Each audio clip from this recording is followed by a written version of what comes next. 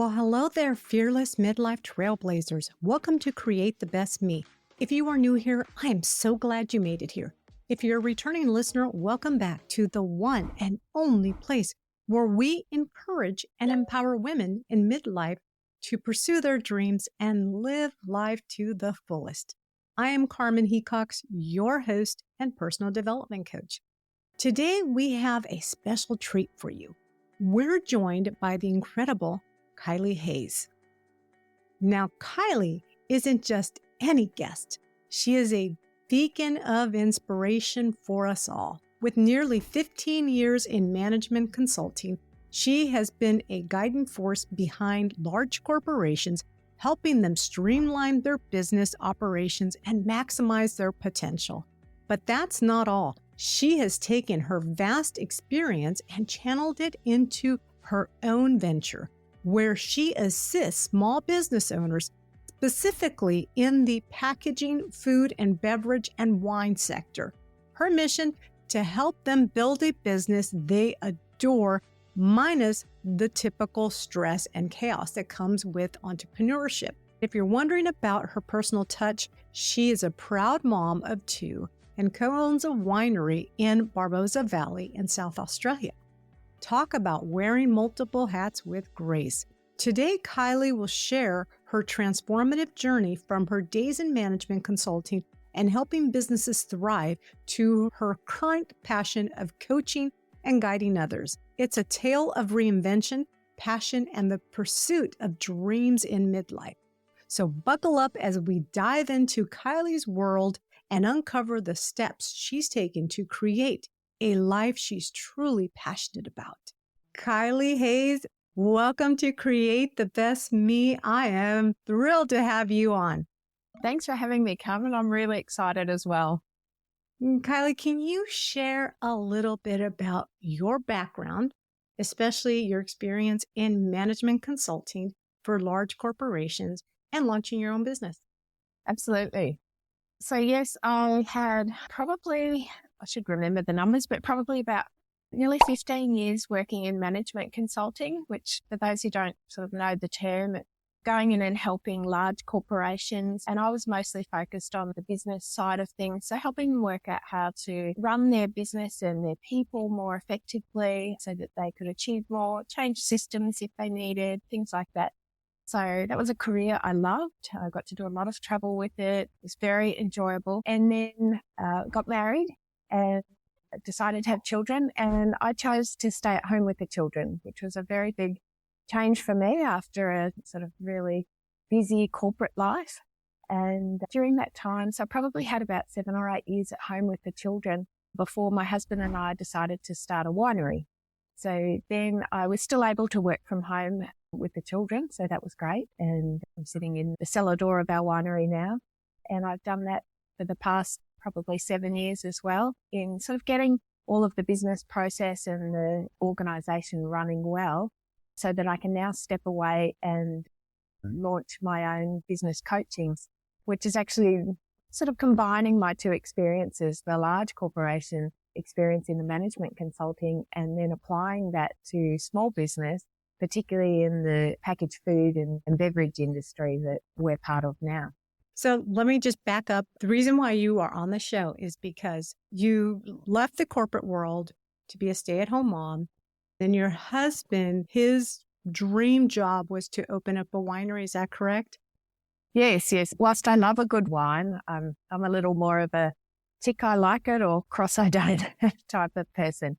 So yes, but I wanted to support him and, my expertise was in actually the management and the running of a business. And so I spent the last few years while I had, children at home and getting the business up and running, getting that going.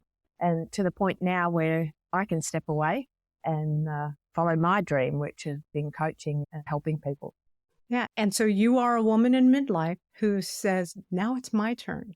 Absolutely. Yep. Yeah. So tell us, how did your journey in the corporate world shape your decision to start your coaching business? I think actually when we started the winery, I think I was a little bit naive and just thought, oh, well, after having worked with large corporations, running a small business is going to be easy.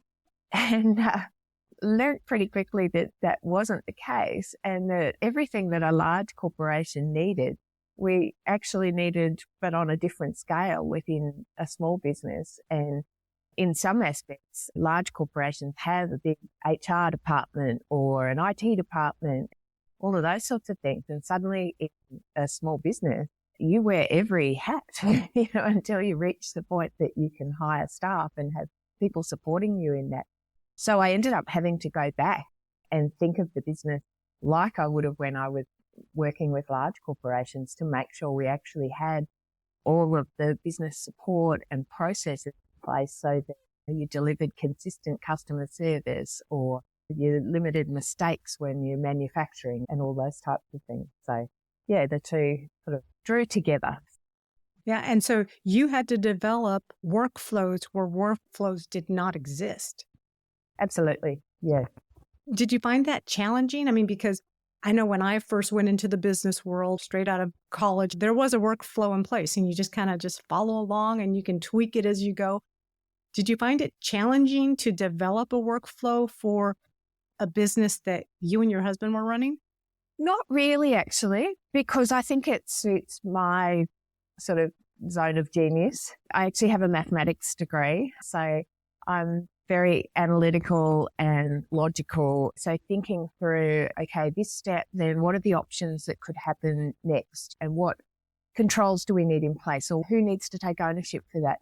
All of that, I guess I did in my younger days of corporate life. And so it was just sort of bringing that back to the forefront of my mind, because I hadn't done it as you rise up in corporate world. I wasn't sort of doing a lot of time. But yeah, going back to that and thinking, okay, well, I need to step through that process again. So why did you decide to specialize? Because you're a coach, am I correct? Yes. Why did you decide to specialize in packaging food, beverages, incorporating that in your business? I guess to me, it's a way that I can be different to a lot of other business coaches out there. Some things are consistent across all businesses, but there's a lot of very specific requirements when you, firstly, manufacturing, which is very different to a lot of other businesses.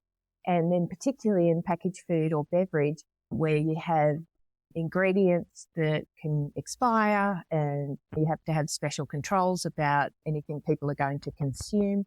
So yes, just being able to add that to my experience, which I've developed through the winery, it just allows me to support packaged food and beverage small businesses possibly a little better or more unique than other small business coaches.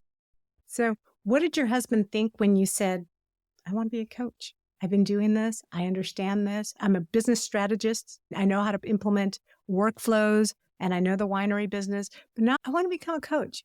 How did that conversation go? Good. I'm very lucky that my husband has always been supportive of me in all of my decisions, because it was totally my decision to stay at home with the children. And then I chose to support him when we launched the winery. And so, yeah, he's very happy for me to do that. And I guess he's watched me with the children and has seen me in that sort of a parenting, but a coaching and nurturing role. And also, whilst I was home with the children, I got my education diploma. Seeing I already had a mathematics degree, I got my education diploma. So I've also been tutoring students in secondary school maths. And I love coaching and supporting and mentoring people. So yeah, he could see that it was a really logical choice for me. He's happy for me to step away. The winery is functioning now without me having to be involved day to day. I'll still keep a director management role over the top of it, but it allows me to step away and do the coaching that I want to do. Owning a winery and being a mom of 2 children and a wife seems like a lot to have on your plate. How do you balance your personal and professional responsibilities? Some days better than others. But yeah, I've always been a fairly organised person, and so try to really sort of block my times. The children are at school now, so that makes it easier, but I do have a work day back. But even before, it was a a matter of really prioritizing, okay, what's the most important thing I can do to fit into this little window of time, if it was only little or now even within a larger school day? What can I do in the winery if there's something that needs to be done? For me, I use my mornings, which are my best time to do sort of deep work, focus on the coaching aspect, then be with the kids once they come home from school or sports or whatever they're doing. Doesn't always work out perfectly, but... Do you have like two calendars? Do you have like your business calendar and then your mom calendar? No, to me, it's just a me calendar. It's my whole life.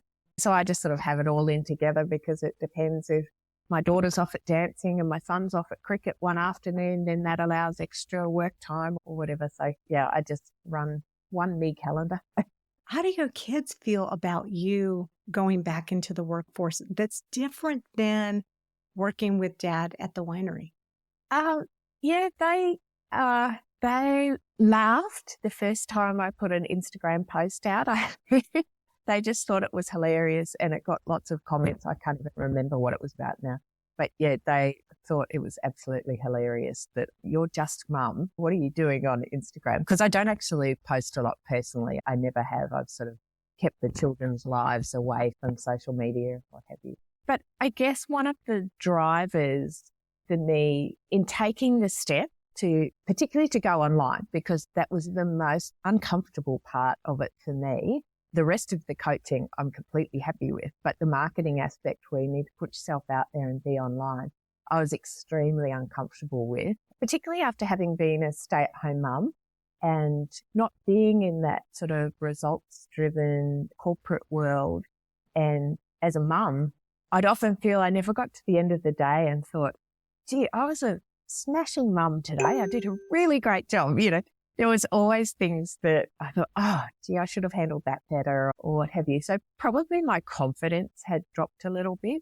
So I was very reluctant to put myself out there on social media and get going with this. But the thing that I've always said to the kids is to face their fears, you know, because that's the only way you progress in life is if you just stand up and tackle them. So I couldn't very well be saying that to them and then not doing it for me. So that sort of pushed me over the edge. Yeah, my daughter in particular, who's a bit older, she'll help me out whenever I can't work out how to do an Instagram reel when I first started. So yeah, they're supportive, but I still get to spend a lot of time with them. So it's not like they've really sort of lost me to a job or a new career or anything.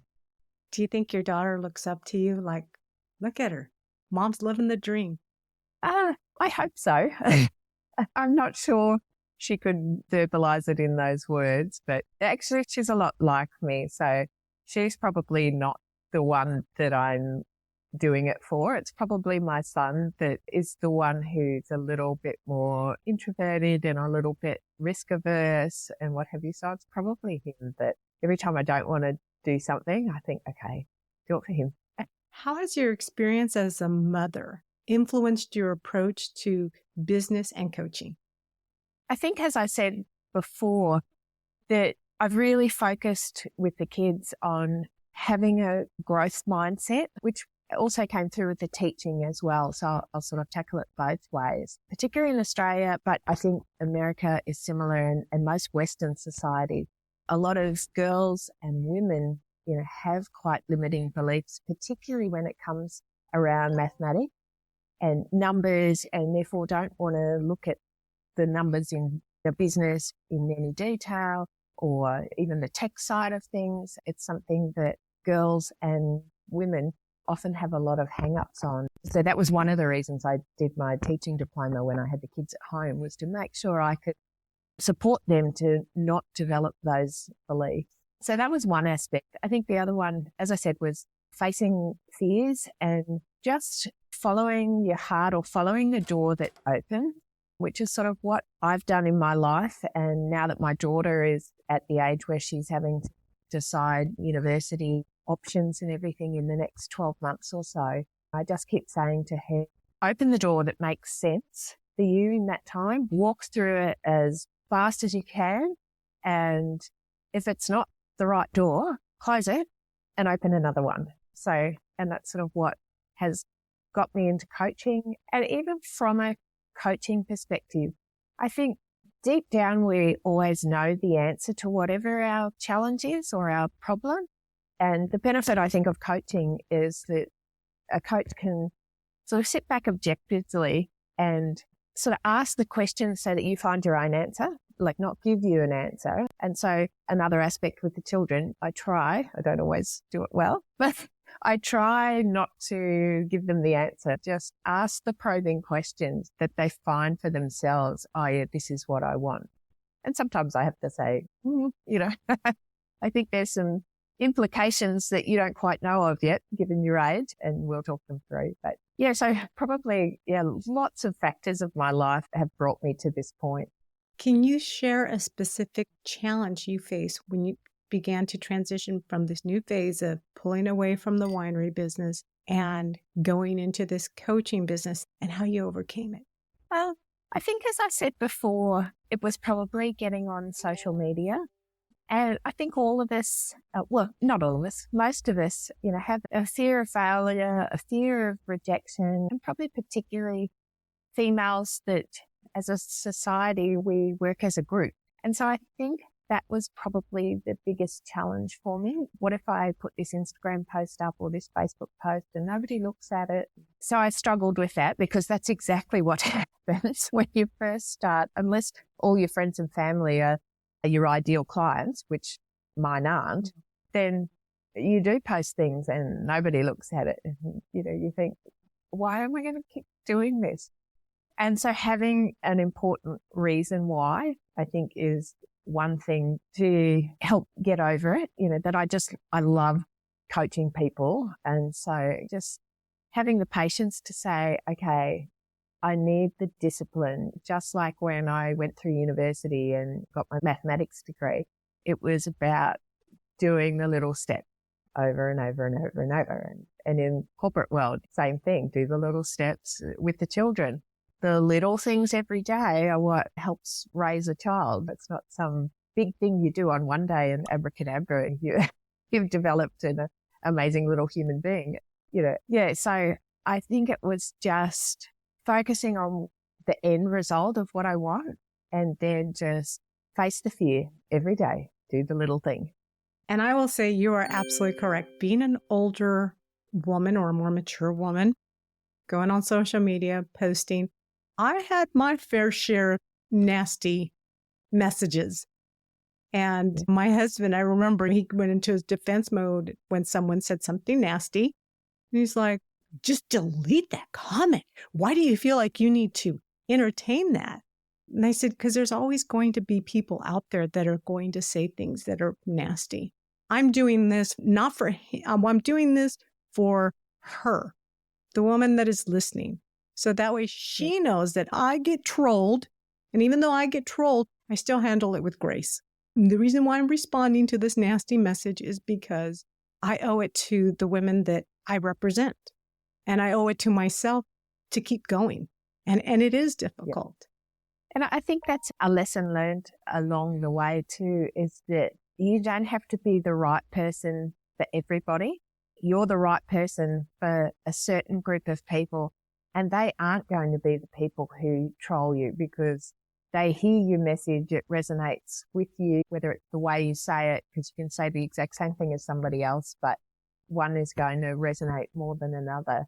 I guess the way I've looked at it is the people who are trying to move forward and progress, and which are the people I want to work with, they're not the people who are sitting there spending time bagging and trolling people on social media. So it's like, bless and release. I don't need you in my life. What has been the most rewarding part of this journey for you? Oh, good question. I think just slowly building my confidence back up in a new phase of life that is very different. Each phase of my life's been very different, but probably when you're 21, you think you're 10 foot tall and bulletproof and probably haven't felt that way as I've got older and as your body changes and what you can eat changes and just so many changes going on. So I think the process has just really helped me give me a goal and something that I'm really passionate about to keep working towards. And it might make me go to bed a bit earlier so that I get a better night's sleep, so that I show up better the next day, or I eat a bit healthier, or I post that Instagram reel that I was like, oh, I don't know if this is a good one or not. Just post it. Yeah, I think just that building my confidence in myself and that I can take on whatever comes along. How do you keep your enthusiasm alive, especially when you feel stressed or overwhelmed? I think just going back to the feeling of when somebody has a breakthrough, whether it be my child doing something or whether it's a child that I've tutored in mathematics or business owners, when I just see that almost like a weight comes off when the answer to whatever was challenging them, or they couldn't see the way through something, and it's almost like you can visibly see, yeah. And I think that's just so rewarding, to just see that lightness. So when I'm not in a light place, is just trying to think back to, okay, that's what I'm going for. Can I coach myself to get back into that? Because as I said, I think everybody actually knows the answer to their problem themselves. It's just clearing all of everything else out of the way so you can find your own answer. So yeah, trying to do that for myself and remembering back to that feeling I get when I see somebody else go, oh, yeah. So reflecting on your wins is what keeps you going. Absolutely, yeah. Where do you see your coaching business going in the next 5 years? Oh, another good question. The next 5 years actually is quite a big transition for me because both children will then be out of school and not sure what path they'll be taking. So yeah, so at the moment, my coaching business is really small, working one-on-one with people, but progressively my daughter finishes next year, so that frees up some more time for me. So really looking to get into more group coaching and ideally getting to the point where I've created a great community of women who are in that packaged food and beverage space. Because I think the more the world goes to AI and tech and this and that, and some robot will speak the words on a video to you and all that sort of stuff, I think we are going to lean more and more on community and connection. And particularly for women, as I said before, we were the gatherers through history where we did it as a tribe. So that would be my goal is, to create a really strong community of women in the packaged food and beverage industry that can support each other through the challenges of running a business. What's one piece of advice you wish someone had given you when you started this journey of reinventing yourself? Probably the thing I said before about open the door and walk through fast. So fail fast, basically, because you don't know what's behind the door. And probably I started slowly and I tried a couple of things. Maybe I could do some coaching in the maths business and probably dabbled with a lot of things slowly because I didn't know the right answer. So yeah, I've changed that now to say when you open the door, walk very fast and fail fast. Put the sales page up and see what happens. Learn from that, because sitting in your study and trying to come up with different ideas, whilst not doing it so that you're putting a poor quality product out there or not preparing for a call well or anything like that. But don't try to be a perfectionist, which probably my mathematical background, when I started down this path, I was like, okay, there's a right answer. Because in a lot of mathematics, you focused on getting the answer. And so, yeah, I wish somebody had, and probably people did say to me, fail fast, and I wasn't in a place to listen to it. But that's probably my advice, or the advice I wished I'd heard better. Open the door, walk through fast. So do you mean that because if you do it fast, then you're less likely to listen to self-doubt? Yeah, that's one aspect of it. Yeah, I think once you've thrown yourself out there, you sink or swim, and most of us want to swim. So I think it's that, as well as you learn the lessons much quicker because you only learn by doing. You can't teach a baby to walk by giving them instructions and what have you. They just have to try it and fall down and try it and fall down. And eventually they work it out and they stop falling down or learning to ride a bike or whatever it is. So so I think just learn the lessons quicker. So probably both. I hadn't really thought about it, but the self-doubt is another good one because the more you think, the more the feelings can build up and, what if nobody likes this? What if nobody buys this? What if? And I always tell people, I'm like, if they don't, because that's not the person I was talking to. That's not the person I'm trying to sell to or deliver the message to. Yeah. Oh, and I think, as I said before too, I'm sure people told me that message, but I wasn't in the right place to hear it. And so it was probably once I'd done things a few times and then somebody said the message again, I was like, oh yes, now I get it. Yeah. So I think, we're constantly evolving. And so a message that didn't connect with us or resonate with us before might resonate later just because we're not in the place to accept it. And I think another thing that a lot of women in midlife need to really, really ponder on is that right here, right now, the place that we are at right now, our age, our experience, our knowledge, there's so much we can do. We are so better equipped than we were back when we were 21, 31. I believe that we have a greater possibility of succeeding versus failing. Yeah. But we don't put ourselves out there because we're scared. And I think we're at an interesting junction in time for people around our age that have grown up not in the digital world and been the leaders, the mentors, the guides for the generation that are coming through into adulthood now and becoming parents or entering careers or what have you. And a digital life has been their entire world.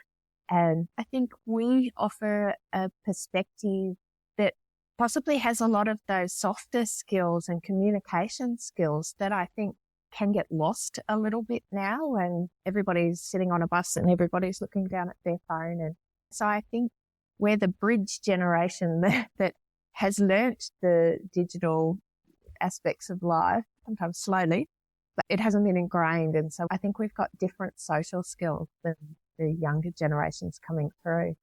So again, you are coaching women, small business owners that are wanting to build systems for their food and beverage business? Most people wouldn't say it that way, probably, because systems are boring. Numbers are boring. So I don't think anybody wakes up and thinks, okay, I want to design some systems today, or I want to put some KPIs in place. But the reality is, if you're wearing lots of hats and you feel like you're a traffic cop, that you're just directing this issue comes in and you're sorting that out and, the bottles haven't arrived in time for the bottling run next week. Where are we going to get them from? You've got all this sort of stuff going on, and if you've got staff supporting you, you're trying to manage them as well. So it's not the thing that people wake up and think they want to do, but those things just can help so much in terms of your level of stress and actually running the business more effectively, because a lot of people in our industry come into it because of their passion for the food product or the beverage, the wine, whatever it is. And they don't start it thinking, I want to run an exceptional business. It's actually about the product that they love and their friends have loved and everything.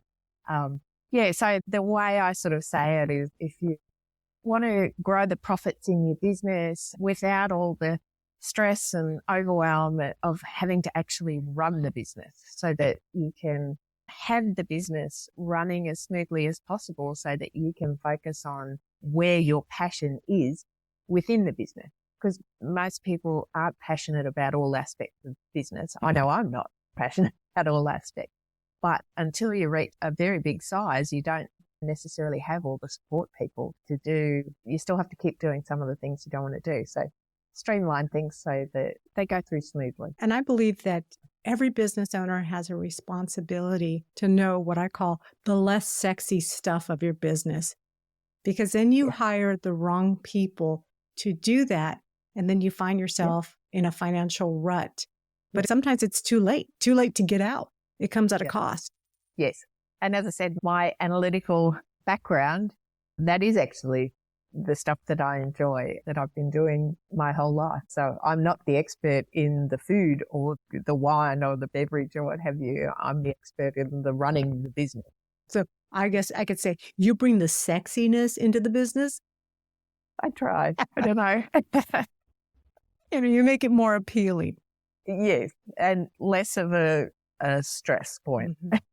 Looking back, would you have done anything differently in your journey to arrive where you are right now? Not really. Not in terms of the choices I've made, because, I think my whole life I have actually done that open the door, walk through. There's no way I could have plotted the paths my life has taken. So not in terms of the choices, possibly just in terms of the way that I've shown up in life. At times to possibly have enjoyed the journey a little more when you're in some of those stages of a bit of the grind, and probably not have let that get me down as much. So that's something I'm sort of really trying to focus on now. And I think you only get that with the wisdom of being older. So that the benefit of starting something at an older age, not at 21, is to just enjoy the process more. And I think at this stage, I care less what people think, because I know they're really focused on what's going on in their lives. They're not really looking at, what's Kylie doing? Yeah, so to just try to go with the flow a little more and, not let some of the heaviness get to me. Yeah. What message would you like to leave with the audience today, especially women in midlife who are considering changing their careers or changing their life? Yeah, just open the door and walk through past. I think particularly with modern medicine, as a scientist as well, I just have great faith that science is going to open up so many new things for us in our lifetime, that just because we're 50 or somewhere around there, it doesn't mean, I think in Australia, the legal retirement age is still 65 or something. That doesn't mean that we've got 15 years and then we have to sort of give it all up. With advances in medicine, I see myself still doing great things, into 70s and hopefully 80s. So, just no limiting beliefs. Just face the fear, open the door, walk through and enjoy it. As I said, people aren't really focused on you as much. They've got so much going on in their own lives. Just do what you want to do. Don't look back. Often a lot of us have invested in our families and supporting husbands or whatever it is. This is a great time to take on what it is that you want to do and step forward. Kylie, where can people learn more about you? So my Instagram handle is Food Wine Thrive, and my website is www.foodwinethrive.com. So you can find me in both of those places. Great. Thank you so much for coming on and sharing your journey of reinventing yourself at this particular phase in your life. No, thanks for having me, Carmen, and for what you're doing to support women to take that step and really enjoy this phase of our lives. I will include all of your information in the show notes so that people can learn more about you.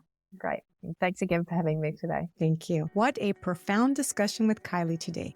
One of the standout pieces of advice she shared, which I believe resonates with so many of us, is open the door of opportunity in front of you.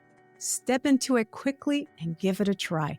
The wisdom behind this is so clear. Stepping in swiftly, we don't give ourselves the chance to second guess ourselves or let our self-doubt creep in. And as Kylie so beautifully put it, In this season of our lives, midlife, we are armed with the experience, knowledge we've accumulated over the years. We truly have what it takes to achieve whatever we set our hearts out to do. The key is to learn from doing. Furthermore, her encouragement to embrace social media is so timely. In an age where many might feel they're too old for the digital world, Kylie reminds us that there's someone out there waiting to hear our unique message. So don't hold back. Share your story, your insights, and your wisdom. For those of you inspired by Kylie's words and journey, you can find more information about her along with today's transcript at createthebestme.com/EP048. If this episode touched your heart or sparkled a thought, I'd love for you to subscribe and stay updated. And do join me next week as we explore the intricate world of parenting. Until then, keep dreaming big, take care of yourself, and remember, you are beautiful, strong, and capable of creating the best version of yourself. Thank you for watching. Catch you next week. Bye for now.